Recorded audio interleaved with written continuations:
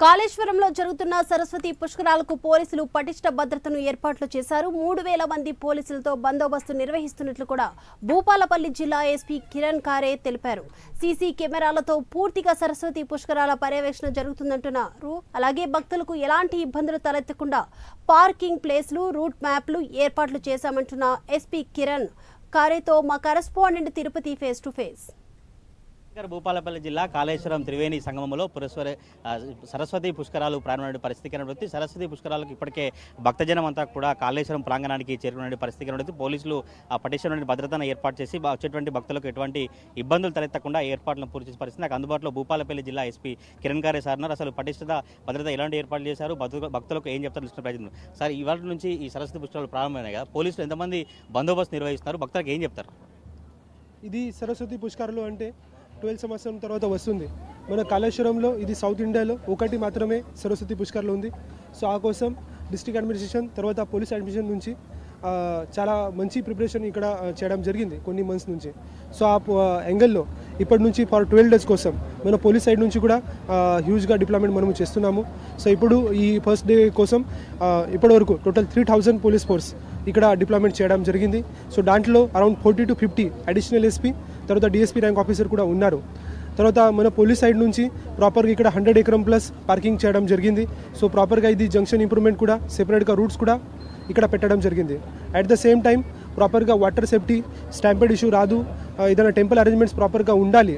ఆ కోసం NDRF, SDRF తర్వాత ఫైర్ డిపార్ట్మెంట్ యూనిట్స్ కూడా ఇక్కడ పెట్టడం జరిగింది.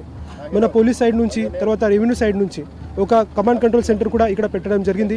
దాంట్లో లాస్ట్ అండ్ ఫౌండ్ కంట్రోల్ కూడా ఉంది. At the same time may I help you desk కూడా ఇక్కడ పెట్టడం జరిగింది. అట్ ద సేమ్ టైం ఇది మొత్తం కాళేశ్వరంలో ఎంట్రీ ఎగ్జిట్ పాయింట్స్ మొత్తం ఈ బాతింగ్ ఘాట్లో ప్రాపర్గా చేయడానికి ఆ కోసం 200+ అడ్వాన్స్ సీసీటీవీ కెమెరాస్ ఇక్కడ పెట్టడం జరిగింది. దాంట్లో automatic number plate recognition cameras as well as face detection cameras ఇక్కడ పెట్టడం జరిగింది.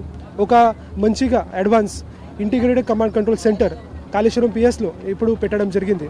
ఆ సెంటర్కి మనము ఇంటిగ్రేటెడ్ కమాండ్ కంట్రోల్ సెంటర్ హైదరాబాద్కి కూడా కనెక్షన్ కూడా మనము ఇస్తున్నాము. సో ఆ కోసం ఇది మంచి అరేంజ్మెంట్ చేస్తున్నారు. సో అందరికీ భక్తులకి నేను ఆహ్వానం చేస్తున్నాను, మీ ప్రాపర్గా జాగ్రత్తగా ఒక ట్రావెల్ ప్లాన్ ప్రాపర్గా ప్లాన్ చేసి ఇండా కూడా ఎక్కువ ఉంటుంది. సో ఆ కోసం కూడా మీ ప్రాపర్గా ప్లాన్ చేసి ఇక్కడ రండి. మన డిస్ట్రిక్ట్ అడ్మినిస్ట్రేషన్ నుంచి కూడా కొన్ని గైడ్లైన్స్ కూడా ట్రాఫిక్లో ఇవ్వడం జరిగింది.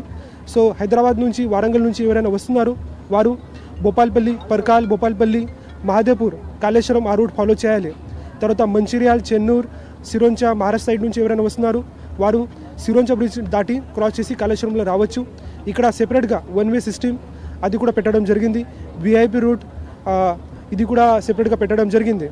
స్పెసిఫికలీ డిఓటీస్ కోసం మన ఇక్కడ డిస్ట్రిక్ట్ అడ్మినిస్ట్రేషన్ నుంచి ఒక RTC bus stand to temple to bathing ghat ఇది ఫ్రీ షటిల్ బస్సెస్ కూడా ఇక్కడ పెట్టడం జరిగింది.